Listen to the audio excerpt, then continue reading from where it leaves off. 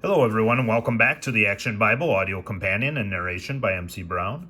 And as always, we're reading from the Action Bible, God's Redemptive Story, a graphic novel, comic book-like adaptation to the Bible, with beautiful illustrations by Sergio Carrillo, General Editor Doug Mouse, with text 2010 by David C. Cook. And as always, we're not trying to step on any toes. Go panel by panel or anything. That's not what this is all about. We're hopefully inspiring you to get your own Action Bible if you don't already have one and reading along.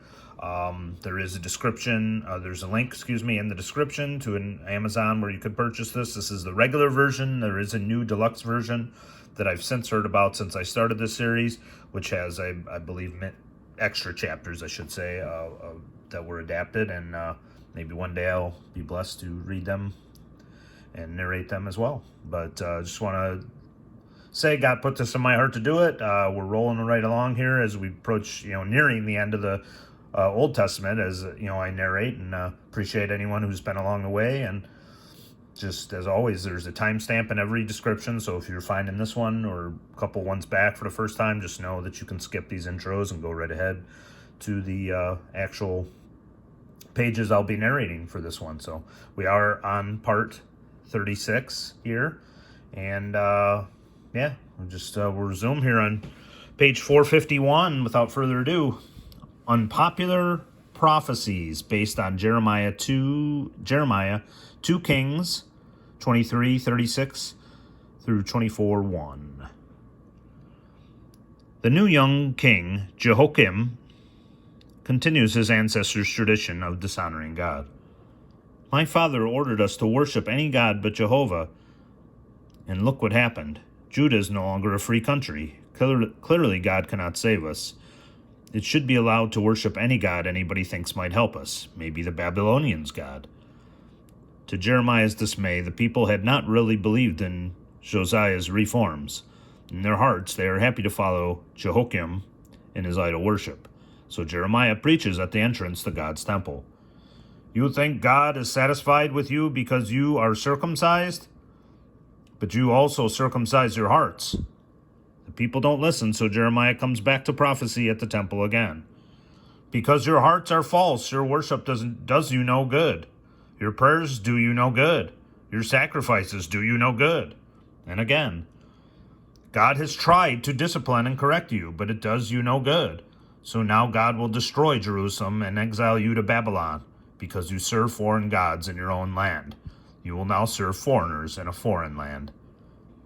And again, if you really know everything, when is this supposed exile going to happen? You should start packing.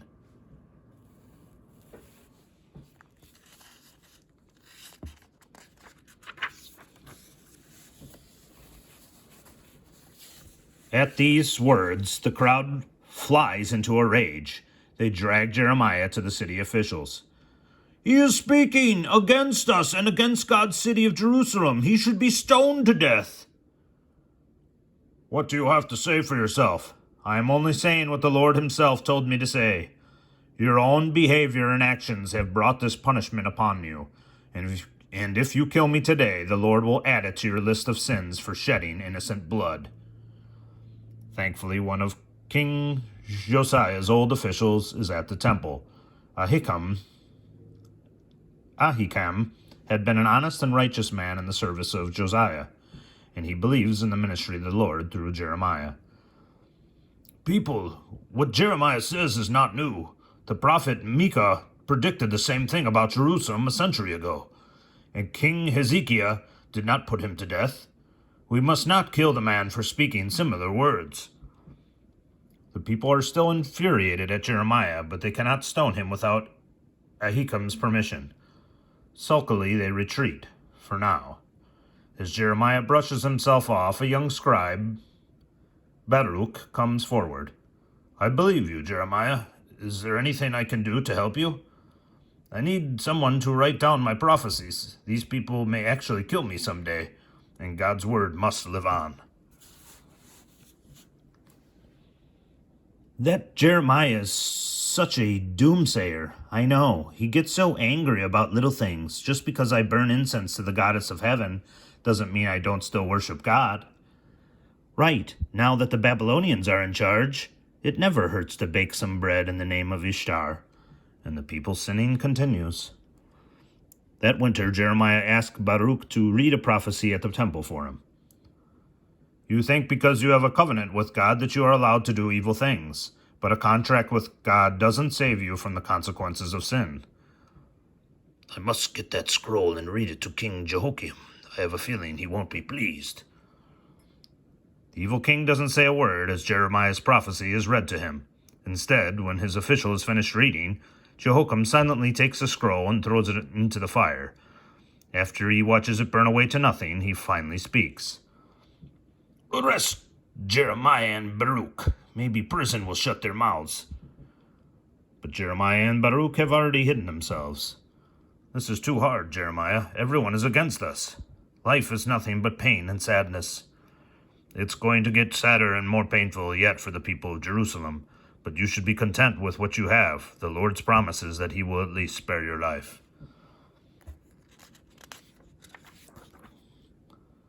Soon, God gives Jeremiah and Baruch another message to share with the people, whether they want it or not. This will do nicely. I'd like to buy this pot, please. People, isn't this a fine pot? The potter clearly took his time and crafted a beautiful piece of art. Suddenly, he smashes the pot to the ground. And even though God set our people and our city apart, you have turned your backs on him. So he will smash the city to pieces, just like I smashed this pot. You have been warned. A priest named Pashur hears the commotion. He comes over and sees the shattered remains of the pot and the people murmuring amongst themselves. Hello, Jeremiah. What's the bad news from the Lord today? You are. That's why God is getting rid of you. At this insolence, Pashur has Jeremiah beaten and thrown into stocks for the night. In humiliation and pain, Jeremiah cries out to the Lord. Curse the day I was born. Why didn't you leave me in the womb, Lord? Why did you force me into being your prophet? Your words are nothing but doom and destruction, and the people hate me for it. But if I try to ignore your prophecies, your word burns in my heart and sets fire to my bones. But you are my protector. If the Almighty Lord cannot save me, no one can. I put all my hope in you. Jeremiah is released the next morning, but trouble brews in the palace. Why should we pay tribute to Babylon? I say let's stop and use the money to build up our own army. Then we'll be ready if Babylon attacks again. You're right. Those hostages in Babylon are not as important as all of us here in Judah. Word leaks out that King Jehoiakim is breaking his agreement with Babylon, but Jeremiah knows the king's decision is against the will of God, and no one can defy God.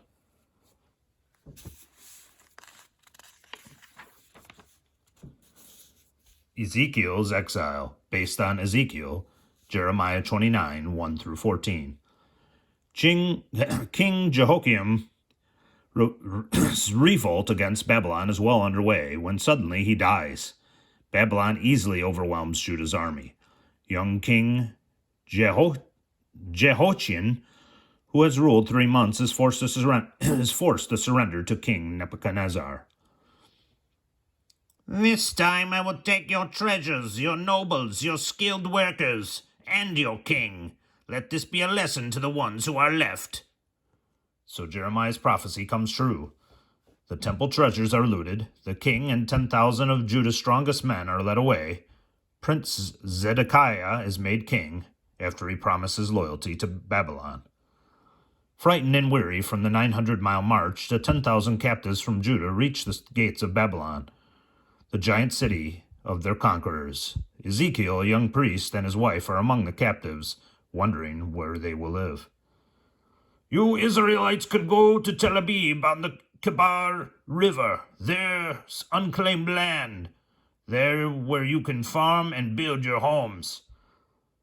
I spent my whole life preparing to be a priest in Jerusalem, but God is strong. Even when Judah is weak, he is God, even in this foreign land. In the months that follow, Ezekiel works hard to make a living in the new land. It is not as bad as I thought it would be.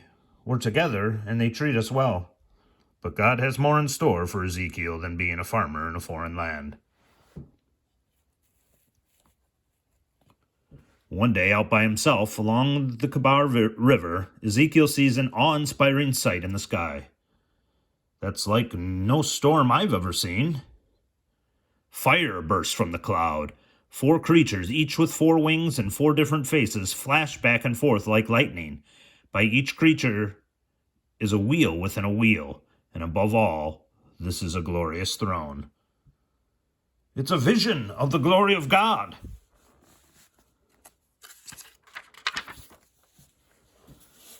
In a strange and beautiful vision, God calls Ezekiel to be his prophet and speak to the people of Jerusalem, who are captives in Babylon. You are my watchman, Ezekiel. You must warn the people of danger. If you warn them and they don't listen, then I will still be proud of you. But if you don't warn them, I will blame you for their deaths. Following God's command, Ezekiel builds a model of a city, and around it he puts an enemy camp. Then he touches a torch to his model, setting it on fire. No, not Jerusalem, not our holy city. It will be destroyed. To confirm Ezekiel's prophecy, Jeremiah writes a letter from Jerusalem to the captives. Jeremiah says it is God's will that we make our own lives here, because Jerusalem really will be destroyed. After 70 years, God will let us go back. I've already made plans for you, God says, plans that will give you hope and a bright future. The people are dismayed to hear about the destruction of Jerusalem. The hope that Jeremiah promises sounds like small comfort compared to losing their homeland. Our beautiful city in ashes. Why would God allow it? Our forefathers worshipped idols. They're to blame for this. It isn't fair that we have to pay for the sins of the others.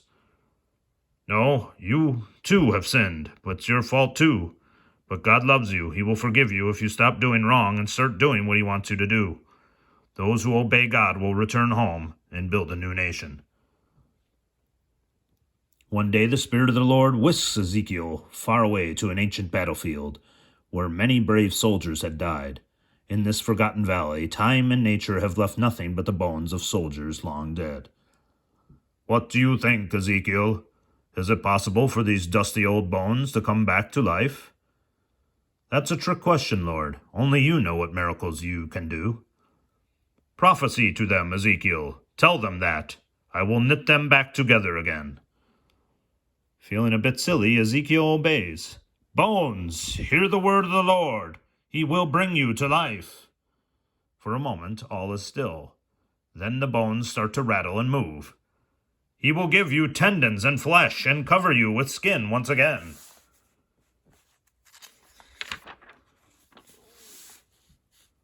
As Ezekiel prophesies, the bones form back into human beings, but there is still no life in them. Tell them I will fill them with my breath, my spirit. Ezekiel continues to preach, and the bodies start breathing again. They come to life and stand up, thousands of them. Ezekiel is transported back to his fellow Jews in Babylon, where he tells them this story. And those bones represent Israel. If God can bring back dead bones to life, he can bring back the people of Israel back to Jerusalem someday. And when he does, he will fill us with his spirit. God says, I will gather you from all the countries in the world and bring you back into your own land. I will cleanse you from all your filth and idols.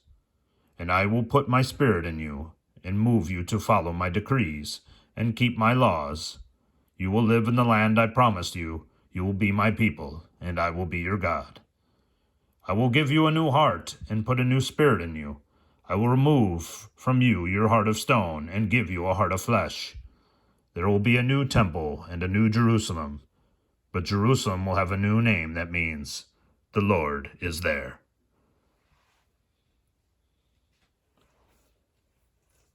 All right, so we'll stop here, part 36, where we leave off is page 461. That will be the yokes on Jeremiah.